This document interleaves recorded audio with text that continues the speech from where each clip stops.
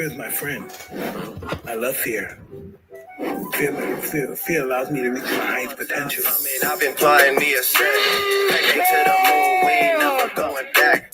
Hopped onto the train, brushing the real risk was detect, and that the value is at the heart of the community with your friends. Shit pouring me on a Thursday, pump it up. This ain't budding on a Friday. These just getting after This is fucking Wednesday. With the rise of mooncakes and the cultural influence of mooncakes here in Asia, how do you see NFTs and mooncake culture intersecting? I don't ever kill my ass, I put their legends in a grave. Got my girl pregnant, put that baby on the blockchain. Tell me, listen clearly, you best huddle your Cheers, everybody. It's quite early in the day, but we'll give it a go. Let's go. Every night I see them child supported trips have been my fame. Pay pays me every day. Rug boys, they really tried it, but pay's here to stay. To the moon, boy, pay pays me every day. You can cope. What is the most useless kitchen utensil? Pay pays me every day. Rug boys, they really tried it, but pay's here to stay. To the moon, boy. Whoa, would you have intercourse with Sonic, Graham? Pay really here to stay. Pay really here to stay. Pay really here to stay. Pop, moon boy. Pay really here to stay. Pay really here to stay. Pay really here to stay. Pay pays me every day. Rug boys, they really tried it, but pay here to stay. To the moon, boy. Pay pays me every day. You can cope, you can see. Pay really here to stay. If you have any tone point or any tone memes, please raise a hand. Pay's here to stay. To the moon, boy. Pay pays me every day. You can cope, you can see. Pay really here to stay.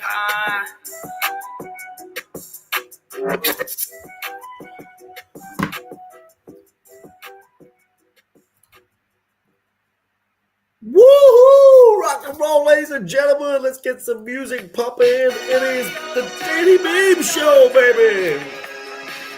Oh my gosh, straight into the chorus. Rock and roll, it's Tuesday, the 17th of December. My name's the David Gersh, and you're tuning into the Daily Meme Show here on the Meme.com page, where we discuss everything to do with crypto, meme coins, and all that juicy fun. And today, we have got an icon on the show, ladies and gentlemen. Please give a big round of applause for Graham from the Ticker Bitcoin. Oh, thank you. Too kind, David. I mean, it's one legend to another, man. There's no better face for the space than yourself. Oh, thank you very much, Graham. I'm very grateful to hear that. How are you? You doing well?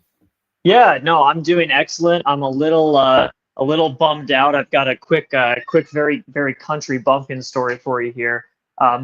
This morning I was supposed to go on a hunting trip, hunting for hogs, no less, which is the meat is really chewy. It's not great meat. When you kill them, you have to string them up from a tree, put them upside down, and then slit their throats to let all the blood come out. And there is an insane amount of blood in these things. So it's not, already the greatest game to be hunting.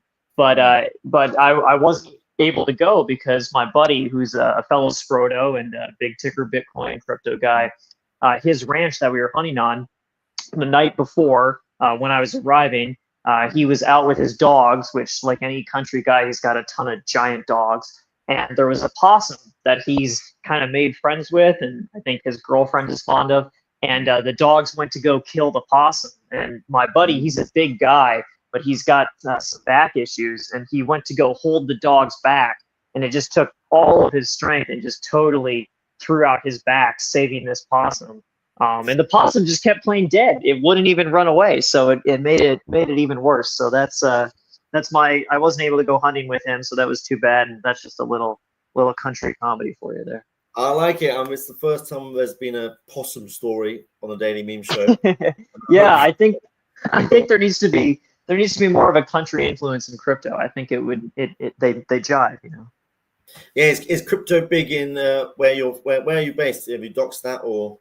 Yeah, no, I mean, I'm everybody's favorite Canadian American Texan, right? I have probably the craziest accent of anyone you'll meet. I'll say sorry and tomorrow, and I mean, you see my name. I mean, it's as freaking Commonwealth as it gets.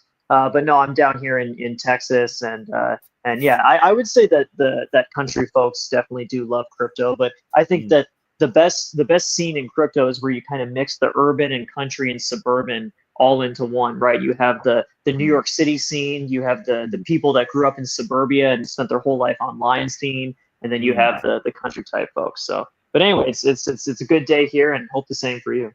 Yeah, rock and roll. That's what the conferences are always fun to attend, because it's a melting pot of different people, isn't it? And Oh yeah.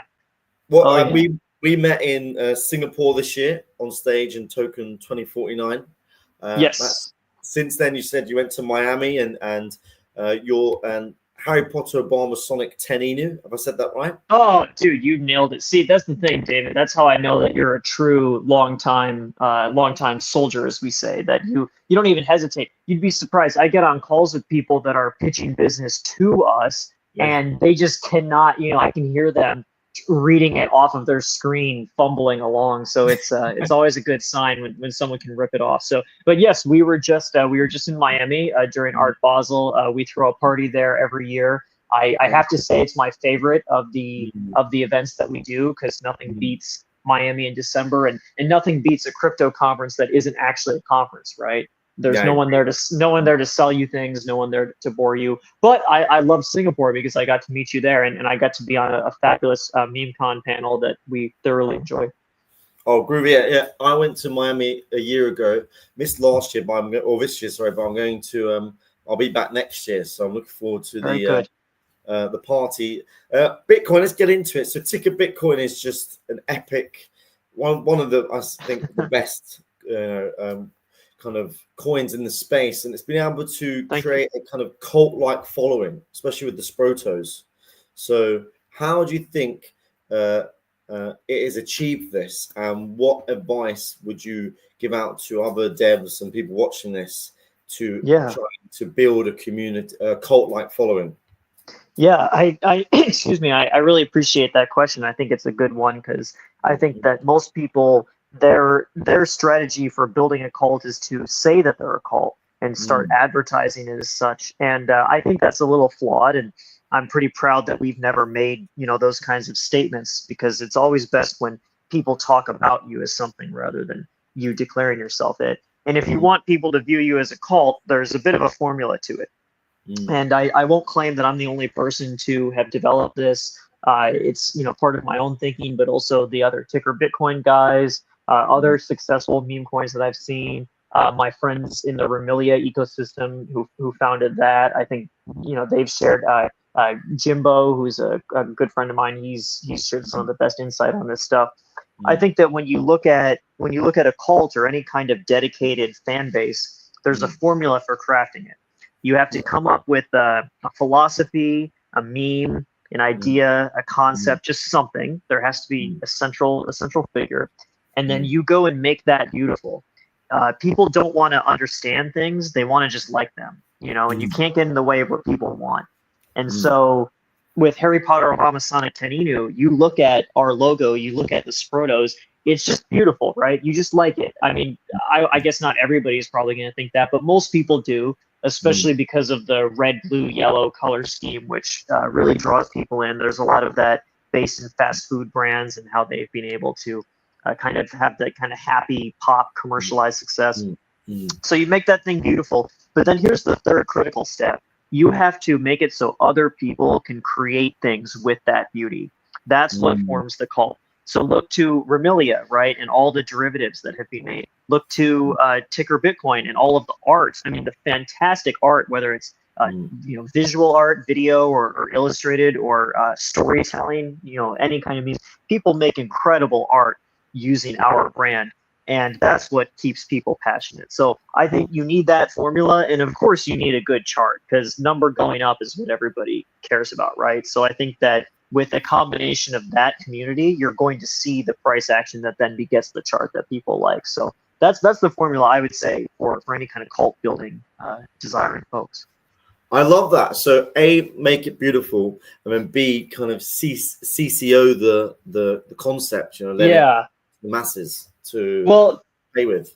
Yeah, I mean, again, so I'm not going to go after any other brands or projects, because I don't think that's the way to go. But I can think of ones that are successful, or maybe unsuccessful and kind of sustained by some other force, who don't do any of this, right? Who don't give anybody a chance to go create with their beauty. But the ones that are successful, and those are the ones I'm happy to name. I've talked about Remilia, ourselves. I'd add Mog into that list. I think if you go to Mog Me, right? I mean, you were wearing them to start this, right? The Moggles, you can put them on. Yeah. You want people to have that one interactive element. I think that weirdly enough, hash graphs from last cycle. I don't know if people, or hash masks, excuse me. See, I even got the name wrong, but people might not even remember them so well. But that was one of the most major NFTs. And a big reason for, right? A huge reason for its success was that you could go change the metadata essentially through the sales chain and just any kind of way that people get into expressing themselves. Because what are meme coins and what is crypto but a way to express yourself, right? Yeah, totally. I think I always keep referring to this Web3 as a new Walt Disney, but everybody's kind of putting their piece into the puzzle to make it like as exciting as it is with all the different IPs, and it's kind of the freedom to create essentially. Yes, no, and I think you're going to see the death of IP as well, right? Because what does it mean? I mean, obviously look at our brand. It's an amalgamation of so many other concepts into one unique one, and it's true that so much of art has been that way for a long time. But with the introduction of the internet, which connects everybody and makes ideas more commonly shared, and then of course AI, which allows for fast scale creation based on priors. You're going to see a lot of that stuff going forward. And one thing we do pride ourselves on is the originality of a lot of our memes. I mean, we have incredible artists in our community, and I don't want to list one lest I forget to list all of them because there's so many. But their work is really a big core part of our success and the success of anybody that's considered a cult. Yeah, no, I got one of the T-shirts I picked up from Lisbon and repped it, and every time I post it on the feed, it's a great, straight away full of your community members like bigging me up, and so it's amazing. It's so love it. Your brand is so kind of iconic. But have you ever? I don't know if people have asked you this before. Have you ever? You have to go too deep into it, but have you ever had any IP issues with the original IPs like Sonic or Harry Potter, or how have you kind of escaped that battle?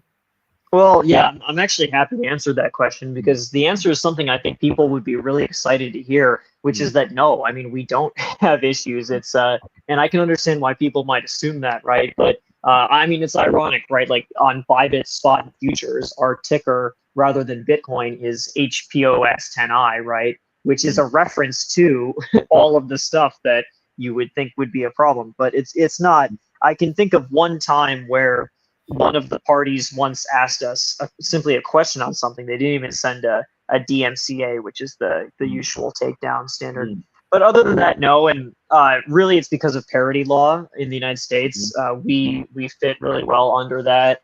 The name itself, Harry Potter, Obama, Sonic, and Inu, is its own legal concept, right? There's no, that's a parody of multiple things brought into itself. So yeah, we haven't had those issues. I do think that there's going to be a lot of you see it more in the and again, I don't want to name any particular projects, but there are certain projects where some kind of artist or content creator makes something and then someone makes a meme coin out of it, right? And it gets CTO'd, and you sometimes see the artist getting into a war with that community or being allied to it. I think that's where you'll see a lot of the IP dispute going forward. I mean, it's happening right now. We've got the owner of Peanut is going after Binance, and then I think we also had trouble with the Chill Guy artist is still yet to I think confirm really if he's for it or against it. His Twitter was hacked, so it's interesting to see where that battle ends. Oh, it is, and it's funny that you say that because both the Peanut and Chill Guy team, I love both of them. I know them both, and both of them are really good teams. And I can speak to on the Chill Guy aspect. I know that they actually did get control of that IP, that they had a legal negotiation, and that they're now running it. And then Peanut, you saw that in the news. I think that team is they're pretty great. They've got Binance and Coinbase going, so they'll be able to to figure out stuff. But yeah, that's probably where you see those kinds of fights. It'll happen too with like, I mean, you saw Hawk Tua launch her own token with the help of others, and you know, what comes from that is also going to be litigated too, of who's really at fault for things. Yeah, the Hook tour has been an interesting debacle because she obviously hasn't been seen since it happened. I mean, she made her million. Sorry to interrupt you, but she made the money off of fees, and who knows if they even gave her share. I mean, she reached out to us to try to get us to be involved in that airdrop, and I mean, I personally encouraged her on 2 separate occasions. You know, don't do this. You have no need. I know that they made, I think, $2 million in fees that first night. So I don't know what her share was of that, but that's basically the price she put on her current, you know, integrity in the space. No drink. Yeah, it doesn't my throat. Yeah, no, you're right. No. To building cults, because I loved what you said. So it's make something beautiful and then let the community run with it. So with Sproto, can you talk us a little bit about like where did that come from? Because I remember that being in like 2 years ago now, is it been Sproto's been online for? Yeah, I guess so. It would be almost 2 years. So it was the end of like basically May 31st, 2023. I want to say that maybe the 30th or the 1st of June, but I really think it was May 31st. Yeah, so Sprotos, I mean, there's a pretty long history on those, and it goes all the way back to the BSC version of Harry Potter Obama Sonic Tennu, which was launched in 2021. Does that still exist? It does, yeah. I mean, if you want, you can go. I mean, I'm not going to encourage anyone to buy it. There's no one, you know, running that project. Yeah, I will say it is not affiliated with the ETH project. Any BSC tokens you have, I'm very sorry, but you're not going to be able to like bridge them over. We get people every month that come into the Telegram and just go through essentially the 6 stages of grief over thinking that they're a millionaire from their BSC token and then realizing that's not the case. Yeah. But the Sprotos started, it was someone, I guess, misspelling or maybe even misunderstanding the word spirit, and they wrote Sproto.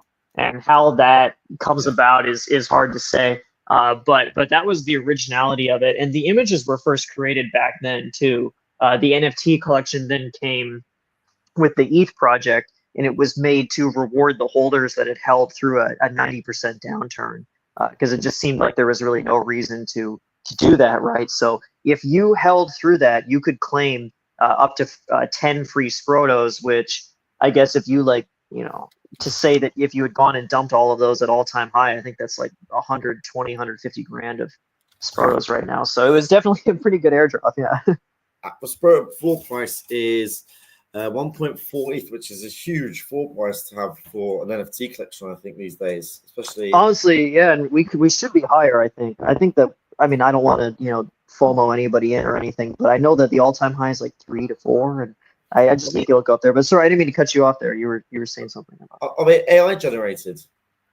Yes, that's something most people don't realize is they think they're hand drawn, but they actually are AI generated. Juicy Unlimited, he's the original artist. He did an incredible job putting them together, and then I am Nick 44. He upscaled them using some kind of software that basically got them to their final. You can see the AI in them, like mine, for example, the one I'm wearing. If you look under the right eye at the top of the lip, there's a smudge, like right where the blue kind of is. So, and there's a few other of those, but I've always thought they're beautiful. They honor the golden ratio. They're very schematically and you know, illustratively well done.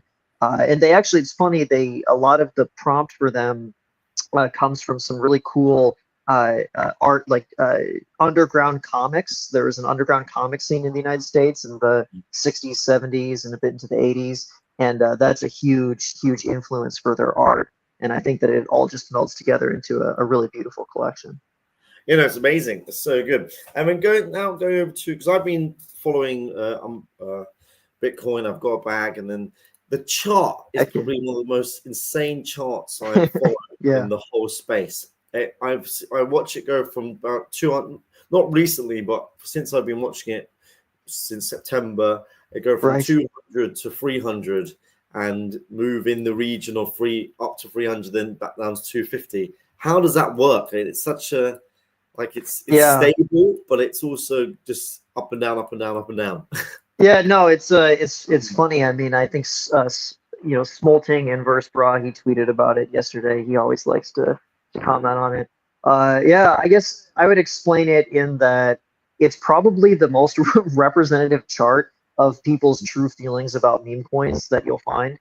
We launched at, I want to say it was like a 10K market cap or somewhere around there. It was like a 4-figure market cap on launch day. So as a result, when you get from 4 to 9 figures and you have a fair launch as we did, which that's another thing we're pretty proud of, is that the Ticker Bitcoin launch, there was no whitelist, there was no pre-sale, there was no allocation to anybody. Like the team allocation was 0% on the launch. Like no one was given any free tokens, and anybody that wanted to market buy was restricted from buying too much because there was a desire to have no. We wanted it to be like, I should credit VMU, the team member who really designed the launch, who is one of the best. He understands block zero better than anybody else in this space, and I credit so much of our success to his understanding of that. His usage of a blacklist to get rid of the initial bots that came in, you could say, was project saving, right? Because a lot of projects, they get those snipes on block zero, and you've got these walls that hold maybe 4 to 7% between them, and that's enough to just completely kill you. The flip side of this, though, is that a lot of these charts, and this isn't meant to be an attack on any projects. I think that there's all different ways to it. A lot of these charts find their value in the team controlling a massive amount of supply and diamond handing it, or maybe selling and then buying back in. And so, we've minted many, many millionaires. I remember in 2023, a guy who put in 0.3 ETH selling in one clip for 283 ETH, right? There was a guy who put in 1 ETH on launch day who sold for $3.5 million back on Halloween. So yeah, there's people, and then there's a lot of people with the unrealized gains too, or partially realized, somewhat unrealized. And so the chart, as you see it, is on those ascensions, people, and I'm not going to dog somebody for selling. I mean, I'm never going to encourage it. I think that we're going to the moon, and I know what our intentions are. And I've been in crypto for my entire adult life, over 10 years. And there's nothing about this project that tells me anything other than we're, headed for the moon over the length of time that, that it takes to get there. But I do understand, people, if there's anything I tell people, it's that there's nothing worse than a round trip. So I get it. I'm never going to take it personal. But it's unfortunate, because I think that, the project could be in a much different spot, but you have people taking those profits when they need to. And we get that. Everyone's on a different timeline. We're not going to sell shame a community member. But I will say that that there's a lot of good stuff, and that it's a brand that we intend to always be investing in through decades and decades. It seems like even if those millionaires, surely they're still part of the community somehow. It's such a rich community. Just go into your Telegram. Totally. You can just see so much activity on a daily basis. No, totally. I appreciate that, because that's the most important thing to us, is that, I've always thought crypto this is the most normie thing I can say, but I've always thought crypto is the most inclusive space. I really do believe in that. I mean, there's no other place. I worked on Wall Street, and it's just all about trying to exclude people, right? And so much of the financial system has always been about, oh, we're the ones in charge. You can't join us. We're going to be rich. You're never going to be rich. It's just, in crypto, you can just show up. I mean, my experience with HPOS was just that. I just showed up and was like, I want to be a part of this, and I was made to be a part of it. And I always try to pay that forward. I hope that everybody else in crypto is that way. And to that end, it does not matter how much Ticker Bitcoin you hold. If you don't have a Sproto, just right-click and save. It uses your profile picture. We've always said that since day one. You don't need. I would almost discourage people. I mean, okay, I don't want to discourage people from buying Sprotos, because I don't want to discourage our assets. But if you only intend to have one, and you're someone who it's hard to buy, I don't want to see people stretching to make ends meet because of us. I want to see people prospering because of us. And yes, our chart, sometimes the fact that it looks like a heartbeat bothers me, but the part of me that knows that it's enabling degens to go live a really good life always makes me happy. No, one question is, how do I get the most iconic jacket I've ever seen, which is this? Here it is. I How do you appreciate the get question. these? Yeah, no, the racing jacket. I really appreciate that. Yeah, so the one you're seeing there, I gotta say that's so I feel like I'm almost risking my safety for this. So there's only 30 of those in the world. There was only 30 made. When we sold that one, it was priced at zero point 0.3 ETH per jacket. ETH was like 3K at the time, and it sold out instantly. I mean, we sold 20 in the first 7 seconds, and then we were sold out in like 4 minutes. There is one left in the world that someone doesn't own. I can't say what's going to happen with it. There's a chance that someday it might be somehow purchasable or giveawayable, but that's a little lore piece for you. But yeah, someone at ETHCC this summer, I saw someone get offered 33 ETH for one, and he turned them down. He was like, "No, I'm not going to sell." Are you for 33 ETH? The guy initially offered him 32 so he could have a validator. He said no to that, and he's like, "What about 33 so that way you can have a validator and sell an E?" And he said no to that too. Jesus, maybe you should auction it. Maybe you should auction it. I mean, but that's the thing. I kind of want to. I don't know. It's hard to say. Here's what I can preview is that we work with some really cool designers and fashion houses, and we have a very cool item that's being cooked up that will be just as luxurious. And we'll also have a public sale so anybody can get a chance to go buy it. I do expect it to be, I mean, one thing we're very proud of is that, we take a lot of influence from online ceramics, from Supreme, Bathing Ape. There's lots of cool brands that we really like. And the one thing we try to emulate most is selling out instantly. So that's my hope that we continue that. And can you give us a date when that comes out?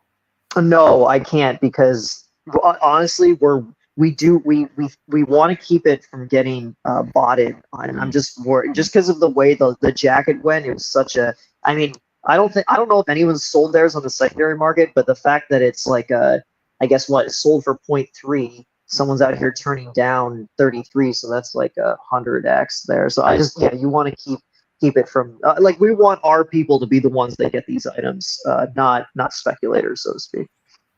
Yeah, it's insane. It's amazing. Going back to the chart quickly, so what is your perception of market makers in crypto, and how important are they?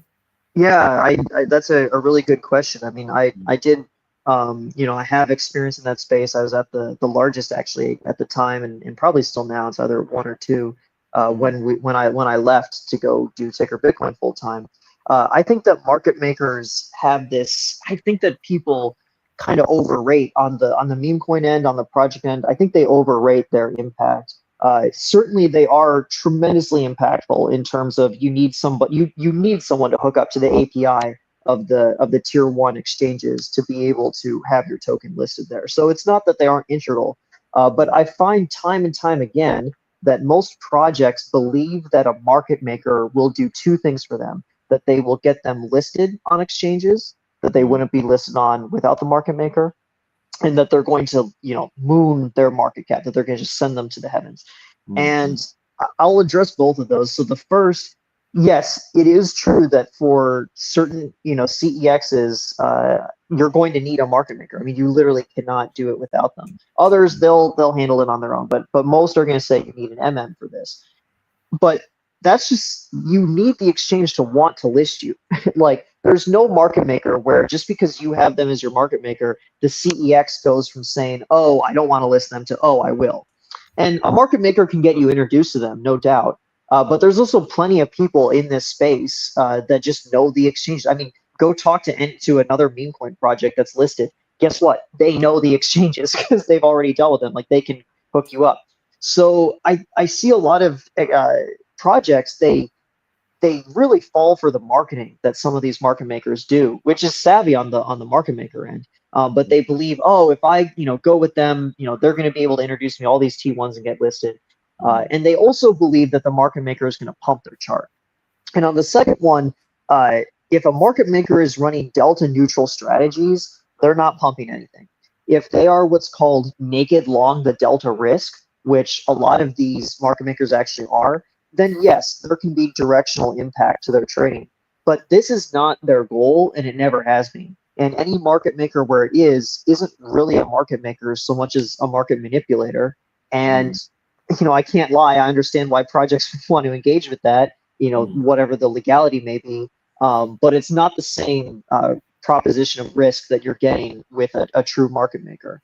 So that's what I would encourage, is just projects to know that they do need to connect with these desks, and they need to get onboarded to them, but that they have more leverage than they think. And if you're going and just trying to get signed up with somebody before anyone wants to list you, you're just giving them a loan with a free call option for no reason. So I know that's a lot of financial speak, but if I could just boil it down to one sentence, it's that when you're running a project, you have to think of everything as having an opportunity cost. And the opportunity cost of waiting to get a market maker until exchanges are looking to list you is far lower than people anticipate it to be. And I would encourage them to go that route more often than they'd expect. So, and would you know any? Could you even suggest market makers out there, or would you not want to be biased to one or? So just to speak to the industry, there's no, again, anybody that you give a free call option to, you're not in an advantageous position with them. Just to explain it from trading terms, the way that most market making agreements work is that the project is giving the market maker a loan, often at very low interest, and the market maker gets strike prices on that loan. So it could be 100% of the loan, 150%, 200%. And the market maker has the right to exercise those strikes either at the maturity of the loan expiry date or maybe throughout the loan, depending on the agreement. And they can purchase the tokens at that spot price from the project.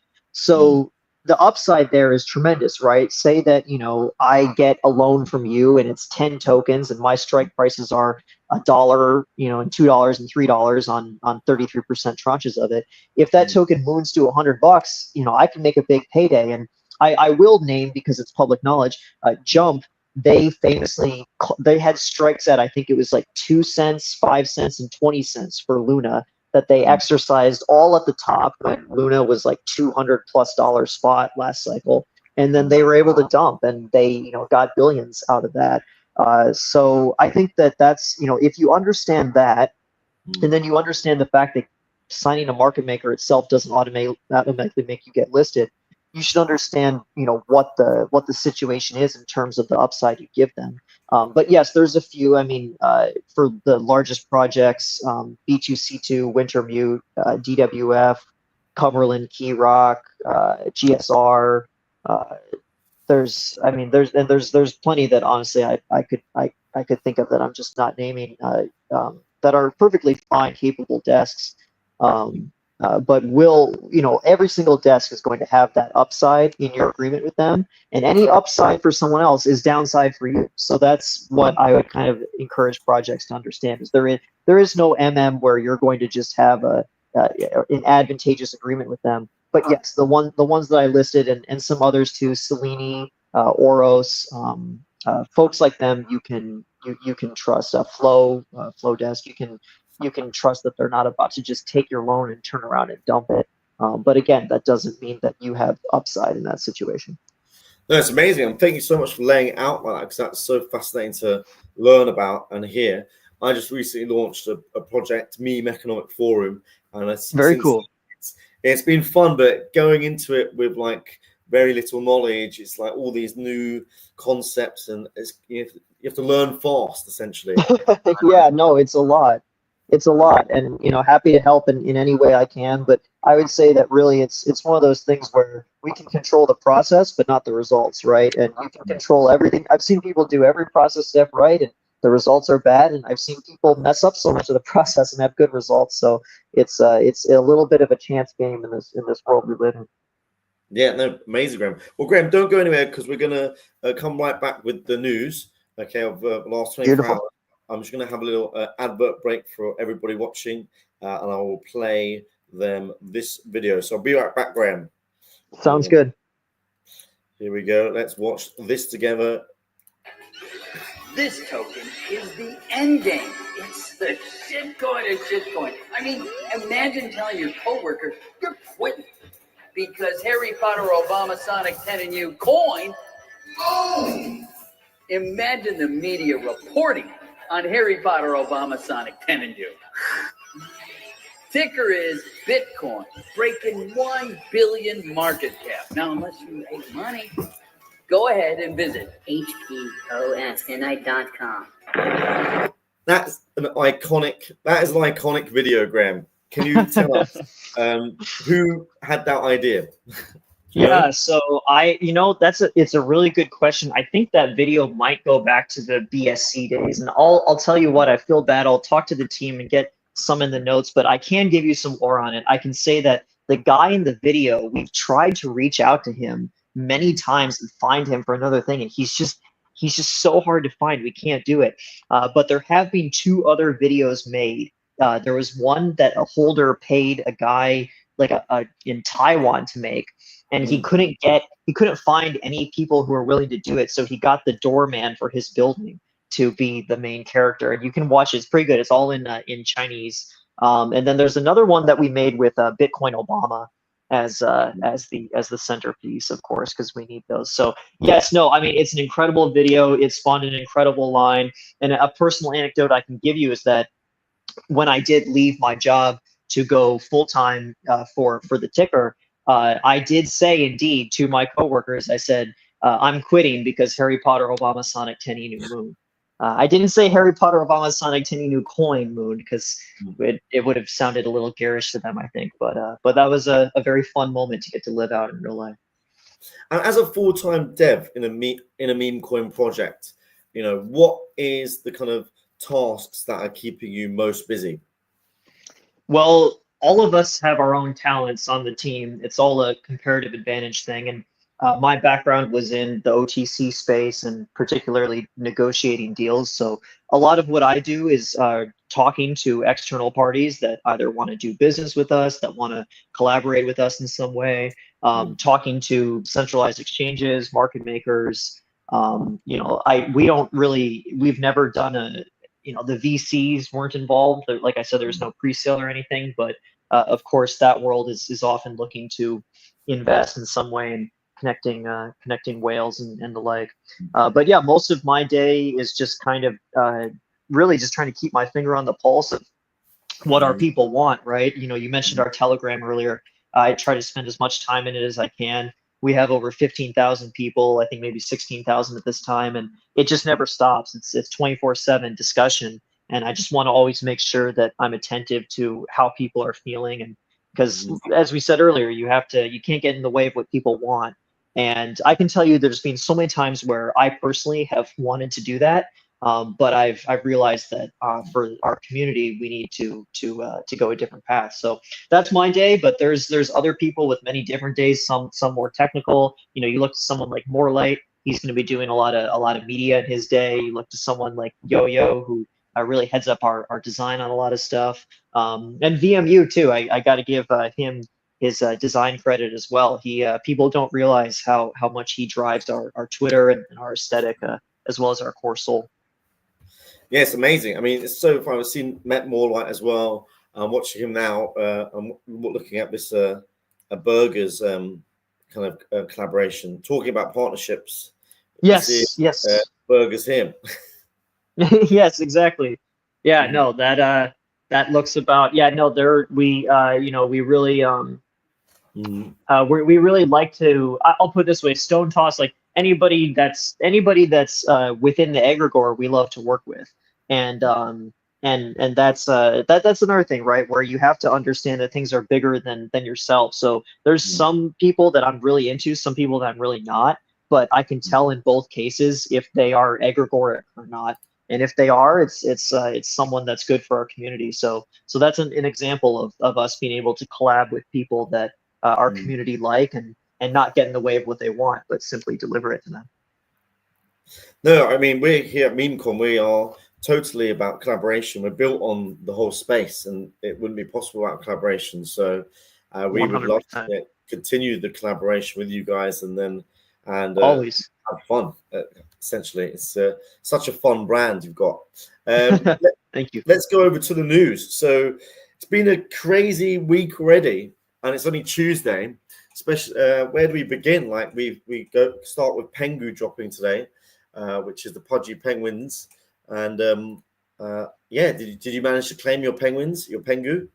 I need to go take a look. I guess because of the ETH trading aspect, I should have some in there that I'll go take a look at. But yeah, I had a really good time at their event over Art Basel. I think that they did a really good job putting that together. And yeah, it's always a good day whenever new wealth is created in the crypto ecosystem, especially for degens.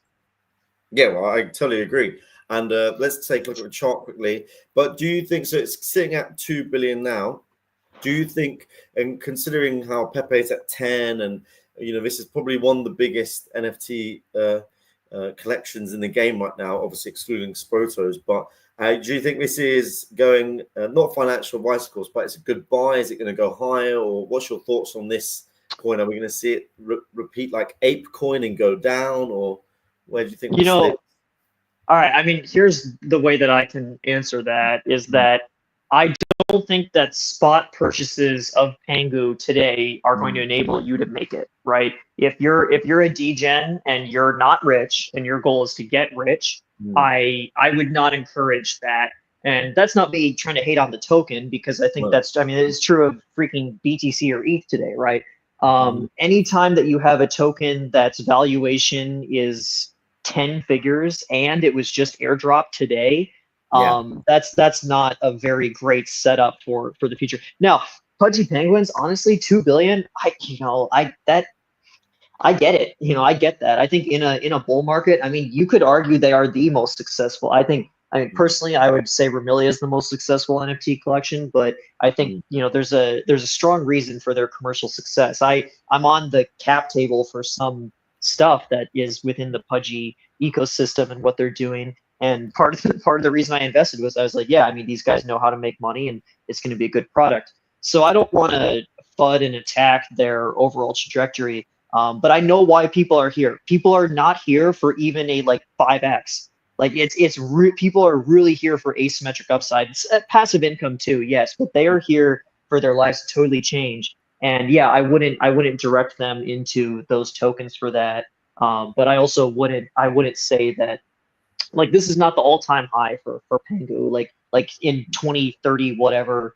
I don't know. I mean, who knows? I guess throughout all of history, but it's going to be around for multiple cycles, and it should probably peak above where it is now. Amazing. That's a good analysis. Retardio. So let's take a look at this. This is kind of quite how does a coin and a community deal with a situation like this, having Retardio's Twitter account suspended now? So, it's funny you asked that, because we went through the exact same thing. Our first Twitter account was suspended, I want to say in maybe June or July of 2023. I think maybe a bit, and we had 25,000 followers at the time, which was excuse me. I mean, you have to remember when TICKER Bitcoin started, it was just really us and Pepe. There were no other. It was the beginning of the meme coin craze, so that was a lot. That was a big loss, and it was tough. And we never got it back. I mean, that Twitter is still suspended and locked. The current one we have has now more than double the followers we did then. But yeah, that was really crushing to us. And there's backdoor channels you can go through, and I'm sure that they are being essentially extorted right now by a lot of middlemen to try to get it back. And my heart goes out to them. Visitor, Sav, all the guys, they're good dudes. So I don't want to see anybody go through that. No, me neither. I launched a stoned AI agent a couple of weeks ago, and the account was suspended. And even though it did have a major effect on the pump of the chart, it kind of it stopped the chart from going any further for a minute. Totally. It can damage the kind of the rep essentially of a project. Talking on AI agents, any AI agent integration in your project? Are you bullish on them? Is it a fad? How do you feel about them? Yeah, I mean, it is. We do have a third party reached out because they wanted to make an AI agent for us, and it is being made. So there is one. I will be totally clear. You should not buy TICKER Bitcoin because of an AI agent, right? I don't think there's really anything you should buy. I mean, you should speculate on stuff, but don't invest in it because of that. I think that AI agents, yes, I mean AI has come in and out of crypto several times. I'm not an AI expert, but my layman's knowledge is that AI agents were actually like it's already outmoded within AI itself. People see it as being kind of a past fad. But you gotta trade the meta in front of you. But one thing that I can promise is we will never just do things in order to try to stick with the meta, because that's how you know a project is desperate, and desperation is the beginning of death in crypto. Yes, stay true to your where you came from and what your plan is. Yeah, I mean, and this is going to sound arrogant, and this isn't something that I think is the result of myself or the team. I think it's because of the whole community. But we totally transcend meta.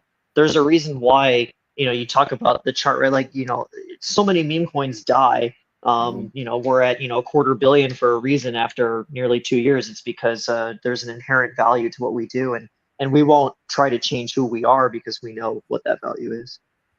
I love it. That's amazing. Thank you. Way to kind of wrap up this interview, but I'll quickly share this with everybody because this is interesting. I thought AI agent and collaborating with Cosimo Demici, who is the big time NFT collector. He has got the AI XBT agent collecting art today. So that's an interesting That's good. Take on it all, isn't it? That's pretty good. Yeah, no, I mean, hey, I saw some interesting stuff, back on the trading end, and I've seen people do kind of crazy things. You never really know. I mean, narratives in crypto, like look at last cycle, everyone was saying everything that everyone was saying about BTC now that makes them bullish on it, the fact that it's distributed everywhere, everyone knows about it. That's what everyone was attacking BTC with last cycle, to say that it was a Dino token. So you just got to stick true to your thesis. But yeah, thank you so much for having me, Dave. I really appreciate this, and big thank you to you, the whole MemeCon team. We're looking forward to being a part of the events going forward. Y'all are the best, and a big thank you to all the listeners who gave their time to watch us. Yeah. Amazing, Graham. That is a lovely way to end the show. I've had a really enjoyable time. So thank you so Likewise. much. And Yeah, Merry likewise. Christmas, Happy New Year, and I look forward to seeing you next year. Yeah, Merry Christmas to you, Dave. I look forward to seeing you again in the future. You're a great friend of the project. And thank you to all, and to all a good night. Rock and roll. Peace out, Graham. Peace out. Bye-bye. Well, thank you, Graham. That was an amazing chat. And thank you for watching this. This is another daily meme show. And a big shout out to our sponsors, AlphaDex Trade, over there in the corner. We really appreciate them supporting the show. Go check them out. A link is pinned in our Twitter to start trading inside Telegram, and they will be playing us out with their video. So if you want to learn a little bit more about AlphaDex Trade, check this video out. We'll be back tomorrow, same time, 7 p.m. with another amazing guest to talk all things meme and crypto. I look forward to it. Until then, wherever you are, enjoy yourself. I will see you tomorrow. Rock and roll, ladies and gentlemen. Peace out. Here it is. Trading meme coins involves increased risks. We have created a product that allows you to trade more safely, efficiently, and most importantly, with a beautiful, high-quality interface, so everything is clear on where to click, just like on a centralized exchange. In other words, we have transferred all the best features from a centralized exchange to a decentralized exchange. Now, right in Telegram, you can open our app called AlphaDex, create a wallet in just 2 clicks, and switch between 8 networks, including Ethereum, Solana, Ton, and other networks. Additionally, you can swap networks, meaning bridges are integrated. It's very important for beginners. We have a research section where the best projects are selected using our technology. Of course, this is not a guarantee, but among all the junk that comes out on the market every day, the most promising projects stand out, among which you can already conduct analytics, full-fledged research, and most importantly, place limit orders on any position within our product. At the same time, you understand that if you previously traded manually on Uniswap and had issues catching the best entry point, now you can set up an order grid for entry and exit, making your trading safer and more efficient. You can also share the link with your friends and earn through the affiliate program, just like traders on centralized exchanges, up to 40%. To start trading, follow the link in the description and try our tool. It's absolutely free.